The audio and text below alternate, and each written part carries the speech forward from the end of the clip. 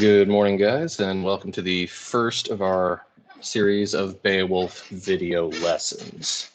I'm going to start today off with a pun. Hey, famous actor Dwayne Johnson, why do they call you The Rock? Dwayne runs full speed at a pond and skips 15 times. Oh my. But moving on. You might want to have your study guide out, which you may find in any of this week's daily lectures just before the literature portion. And the reading itself would help as well. Good to go ahead and present that side of the screen. All right. Now, some things to recap. Beowulf is the first English epic written around 800 AD by an anonymous Anglo-Saxon monk in Britain, but set in 500 AD in Sweden and Denmark during the time of Viking clans and such. Some other things to know. If we look at our study guide here, alliteration, the repetition of consonant sounds, that's a poetic device. Kennings, another poetic device, 2 or 3 word descriptive name used in place of the name, like calling the sun the light bringer, or the ocean the whale road. Very descriptive. These are poetic devices that were very popular in poetry in early medieval England. Very popular.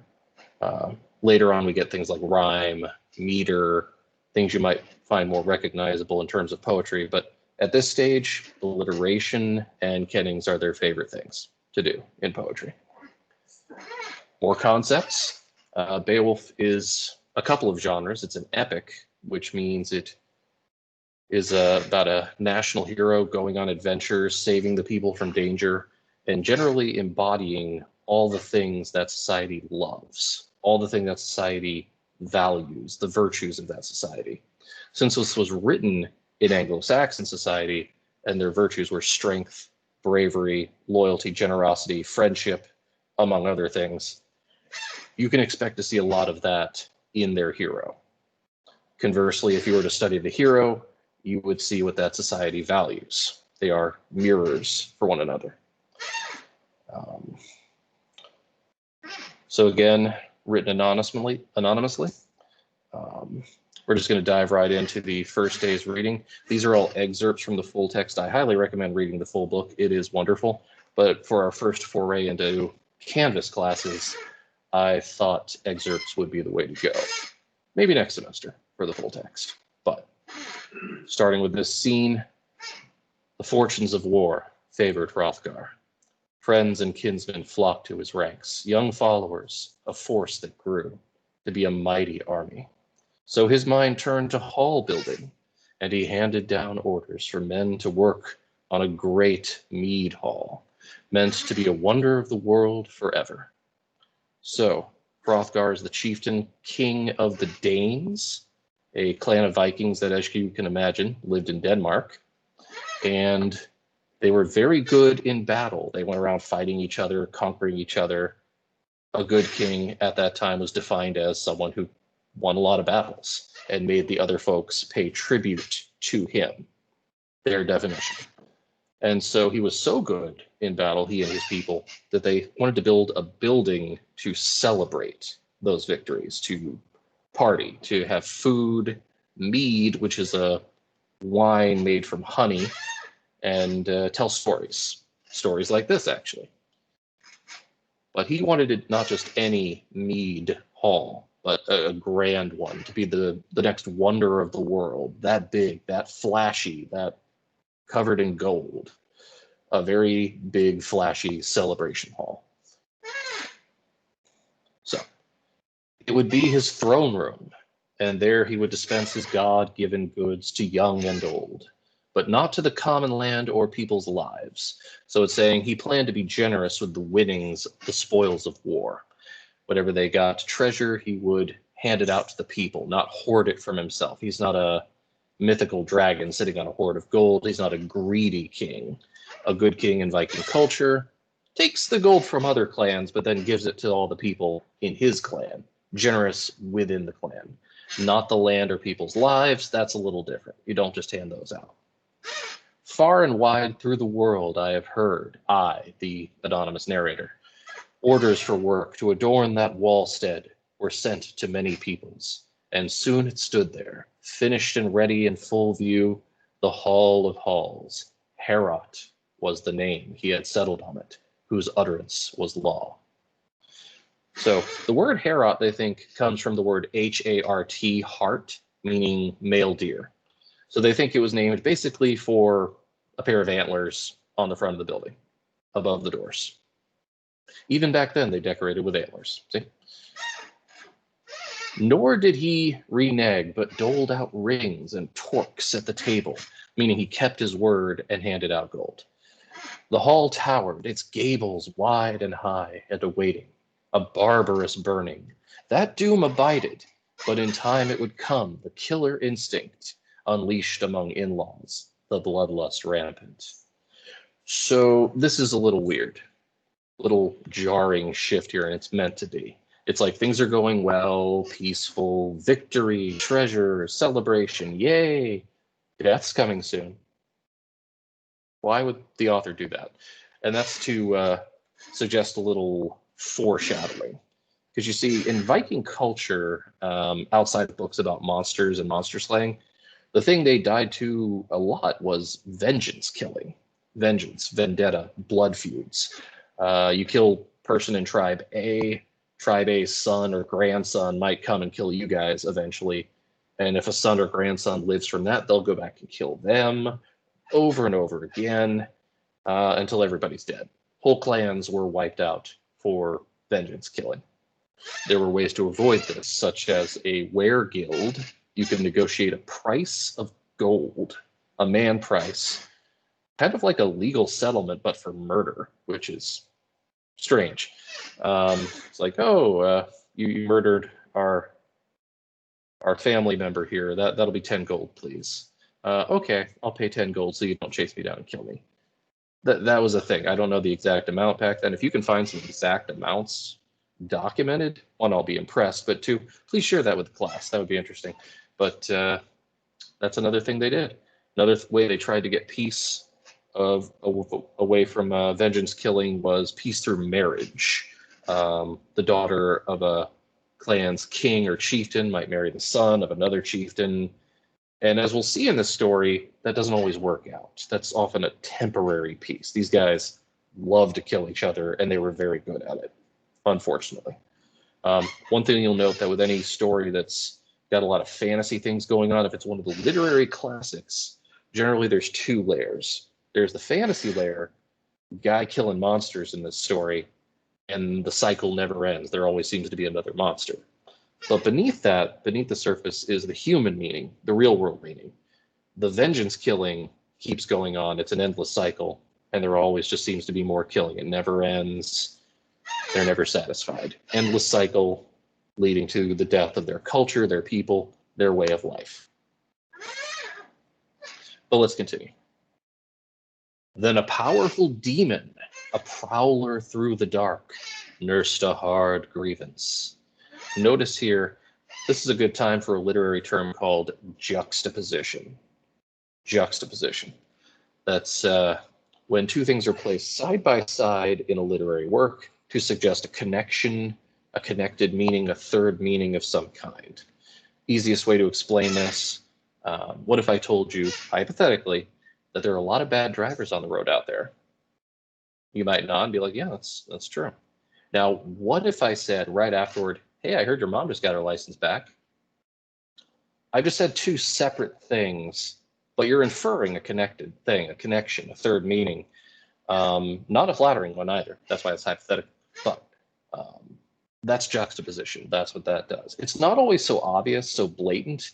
Here, they've just talked about the blood feuds between the clans, and now, poof, a monster shows up in the story. Notice that as we go along, that after every mentioning of a blood feud between the clans, they mention a monster showing up again, as if the two cycles are connected, parallel, one represents the other. symbolically. It harrowed him to hear the din of the loud banquet, every day in the hall, the harp being struck, and the clear song of a skilled poet, telling with mastery of man's beginnings, how the Almighty had made the earth, and gleaming plain girdled with waters. In his splendor he set the sun and the moon to the earth's lamplight, lanterns for men, and filled the broad lap of the world with branches and leaves, and quickened life in every other thing that moved. Notice here we have a loud Viking party angering the monster. He's angry at the noise. Grendel doesn't like noise. He's kind of like a much more violent Grinch, not liking Christmas. Grendel doesn't like the Viking parties. Too noisy, doesn't like them. But he also doesn't like that they're singing Christian songs at the party because he is descended from biblical Cain, cursed for the first murder. So he's not cool with God, so doesn't like the songs about God. One thing I want you to notice, though, 500 AD Vikings weren't Christian yet. They had not converted yet. That was not a thing yet. This is what's called an anachronism. Anachronism is another useful literary term. It means something out of place in time. For example, if Beowulf, our hero, were to pull out a cell phone, we know that'd be out of place. Obviously, they didn't have cell phones back then. This is a little more subtle. You'd have to know a little bit more history to know the Vikings weren't Christian yet. Later on, yes. At this point, still following Odin and Thor and all that stuff. So having the Vikings sing Bible stories at a drunken Viking party is a little odd. This is more textual evidence that our author is not a Viking, but a monk, a Christian monk who is mingling his own culture with that of the culture he's writing, just mixing them together. Notice that as we go along. There's more clues about that later. And notice, as we go through the story, some things he criticizes them for, and some things he praises them for. He's going to criticize them for the Viking religious practices, the pagan sacrifices and whatnot, the vengeance killing, criticizes both of those. But he's going to praise their virtues and actually lament the passing of those virtues of that part of their culture, which makes this kind of an elegy. The other genre this fits, aside from epic, elegy is to mourn the passing of something in poem or song. Kind of like a eulogy. That's why those two words sound the same. We'll notice that this book is an elegy for many things, but in part for their way of life. That virtue part anyway, not the vengeance part. So times were pleasant for the people there until finally one, a fiend out of hell, began to work his evil in the world. Grendel was the name of this grim demon, haunting the marches, marauding round the heath and the desolate fens. He had dwelt for a time in misery among the banished monsters, Cain's clan, whom the Creator had outlawed and condemned as outcasts for the killing of Abel. The Eternal Lord had exacted a price. Cain got no good from committing that murder, because the Almighty made him anathema. And out of the curse of his exile there sprang ogres and elves and evil phantoms, and the giants too, who strove with God time and again until he gave them their reward. Notice here, we get the origin of monsters in the Beowulf universe anyway. Biblical Cain, murder, curse, monsters. So the monsters have originated from the act of murder. Doesn't color them in a good light. Grendel, as we'll see, is kind of the embodiment of murder itself. He is a murderous monster. That's what he is. That's what he does. You'll also note how they describe him. Fiend out of hell, evil. In modern stories, our villains tend to be more nuanced. We try to understand their motivations, empathize with them, even though they're ultimately doing evil. It makes them more well-rounded villains. This is more like a cartoonish comic book villain, or, well, even comic books have gotten deeper over the years, but old ancient villains, monsters, were monsters. Very two-dimensional, monster bad, kill monster. Not a lot of nuance, not a lot of empathizing. Not like the modern heroes or villains. Notice how that evolves over time, over the course of the semester. Notice also that he lumps ogres and elves together.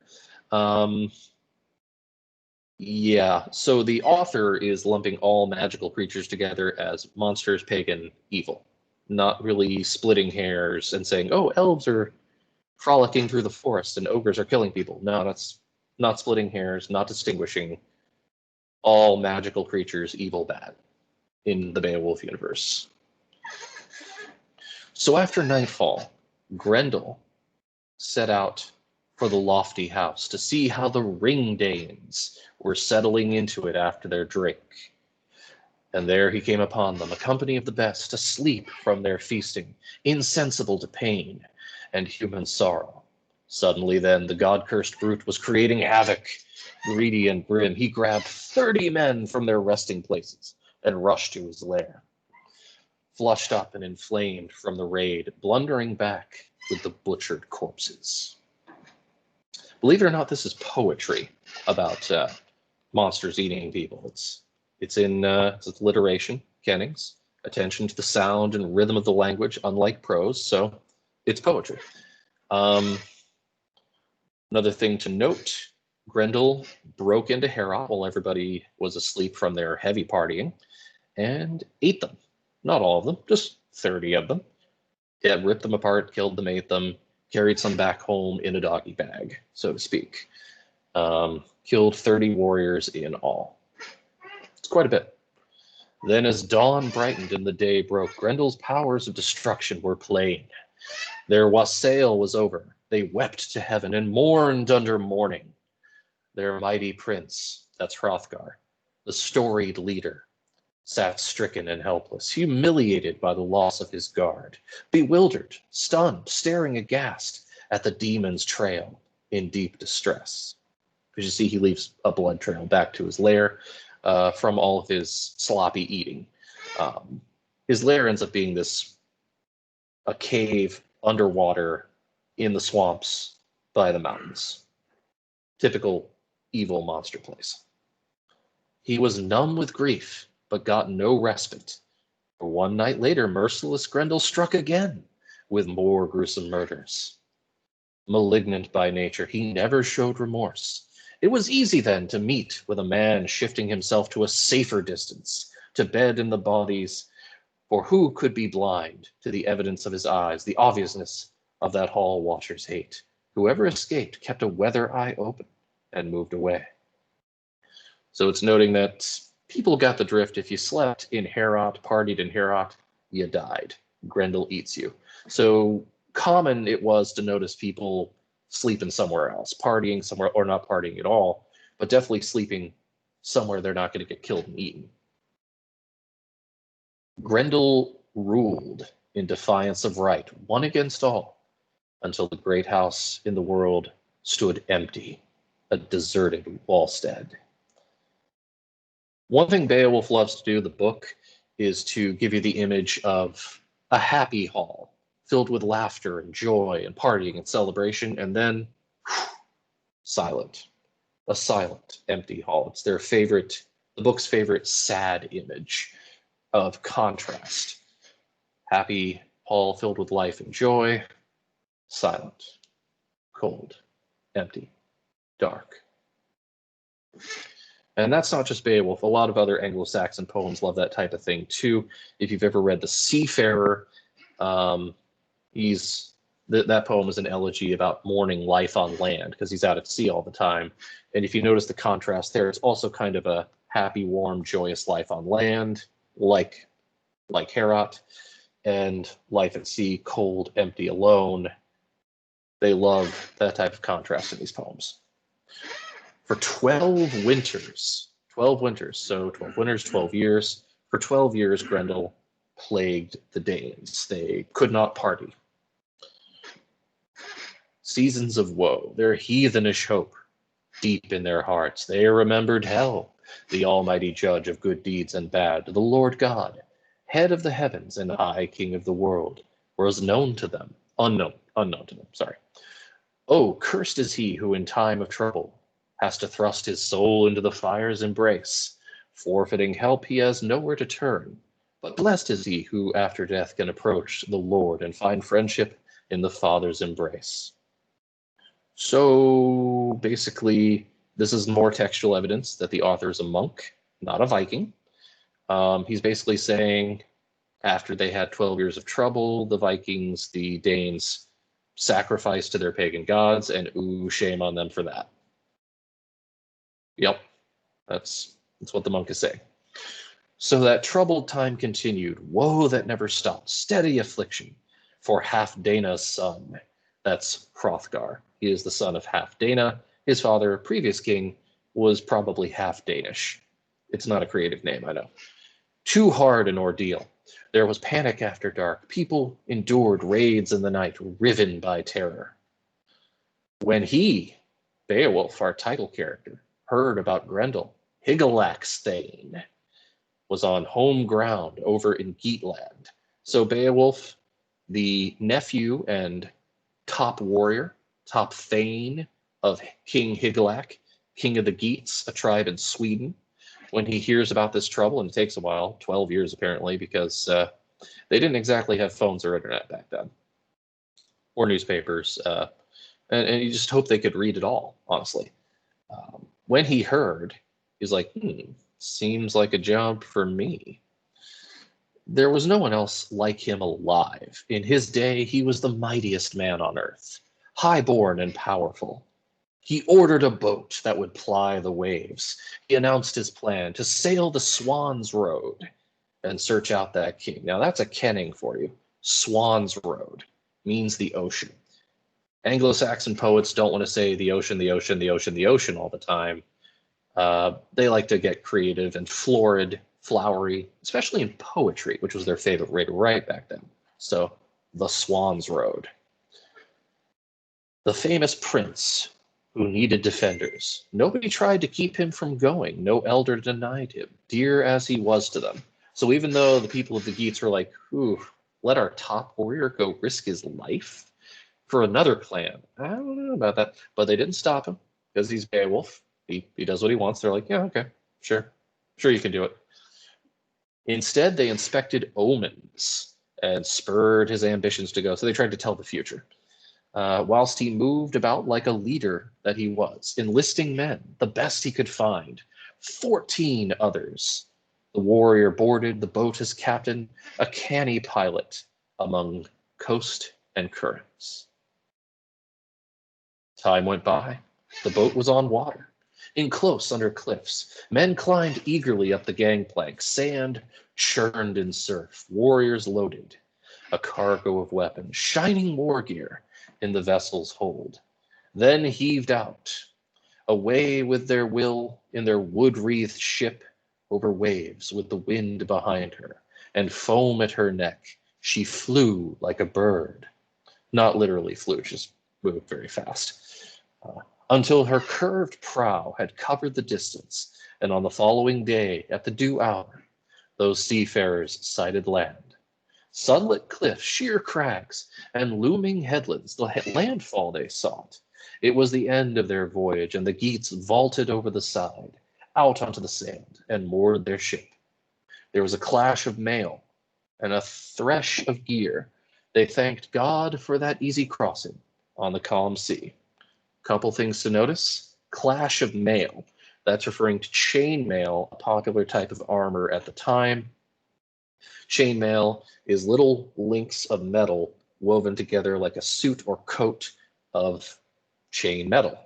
The evolution of armor over time for these warriors went somewhat along the lines of leather armor or hide, which did something. Then chainmail. Chainmail was the next step up. Eventually, weapon technology escalates with armor technology always. So crossbows were invented. Crossbows can shoot through chainmail. That's a problem. So eventually, in the later Middle Ages, they developed plate armor, linking together metal plates. And that's pretty good for a while. Eventually, they developed something to shoot through that too, but we'll get to that in the next unit. Another thing to notice here, notice that God is capitalized. They thank God. Again, we have Vikings that probably worshipped Odin and Thor.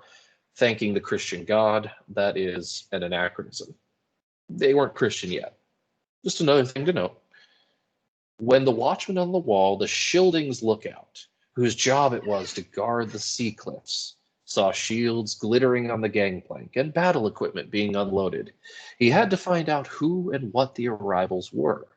So he rode to the shore, this horsemen of Hrothgar's, and challenged them in formal terms, flourishing his spear. Note that tribes often had watchmen, sentries, sentinels, lookouts positioned at the coast. And this was to look for invaders. They didn't exactly have satellite technology or anything. The only way to know someone was invading you was to look with your eyes at the beach and look for ships coming in that hadn't exactly sent word first. That's what this guy's job is. His job would be to assess the situation, see if they're a threat, then run really fast back to town and warn them if it's an attack or peaceful or whatever. Seems like a dangerous job.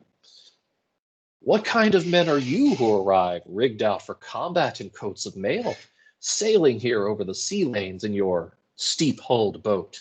I have been stationed as lookout on this coast for a long time. My job is to watch the waves for raiders, any danger to the Danish shore. Never before has a force under arms disembarked so openly, not bothering to ask if the sentries allowed them safe passage, or the clan had consented. Nor have I seen a mightier man-at-arms on this earth than the one standing here. Unless I am mistaken, he is truly noble. This is no mere hanger-on in hero's armor. So now, before you fare inland as interlopers, I have to be informed about who you are and where you hail from. Outsiders from across the water. I say it again, the sooner you tell where you come from and why, the better. So the watchman is doing his job. He's saying, who are you? Where do you come from? Gotta tell me, or else I'm gonna go tell the clan of Danes that you are intruders and that we're being invaded. And yeah, so best introduce yourself quickly. He also takes a moment to say how impressive Beowulf looks, which is kind of funny. It's like, oh, by the way, your top warrior looks really buff. He looks muscly. Like, wow, I wouldn't want to fight him. That's a weird thing to say right now, but whatever. The leader of the troop unlocked his word hoard. The distinguished one delivered this answer. This is one of my favorite kennings in the whole book. Unlocked his word hoard. A hoard is a lot of something, like a dragon hoards gold, a lot of gold. You can fight hordes of soldiers in an army. Here, he has a hoard of words. That means he has a lot of words, and he unlocked them. He let them forth. This is the most dramatic way possible of saying he spoke. That's all. Gotta love the dramatic ways poetry does things.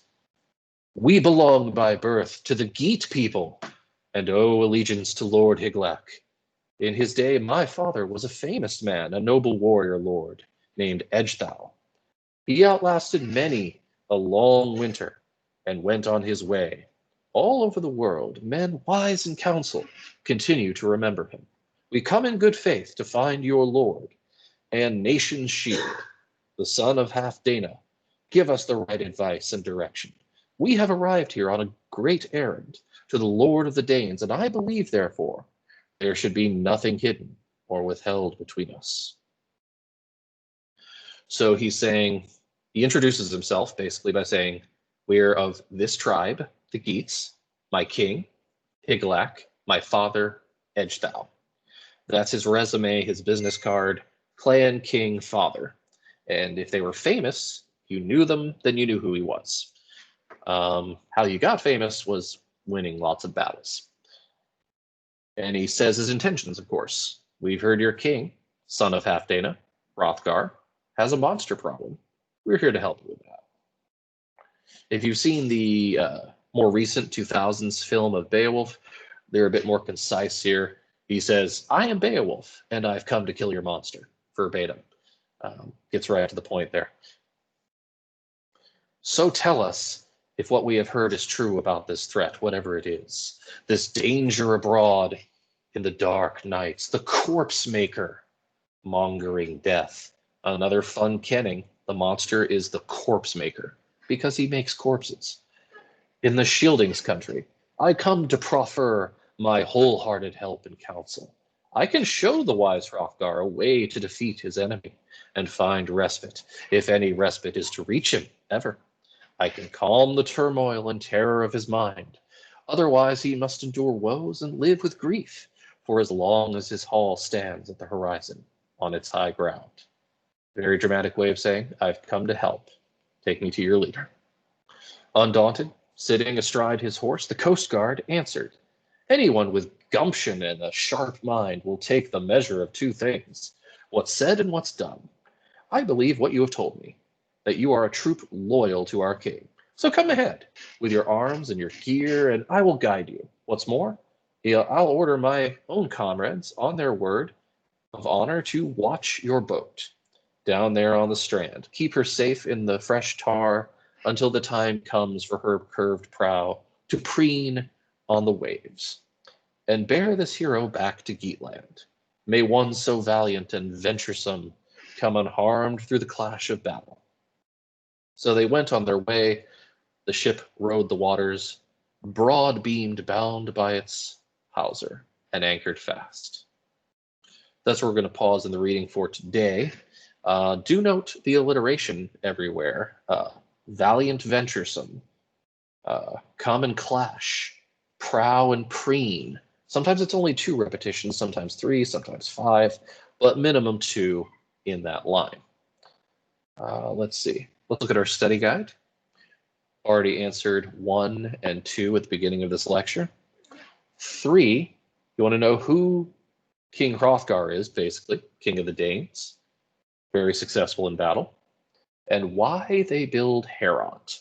Why did they build Heorot? Go back through the video, see what you can find there. We definitely talked about that. Who attacks Heorot and why? We've definitely mentioned that. What biblical figure he descends from and what his crime was. And finally, the last question we addressed today, who comes to slay the monster? Our hero here.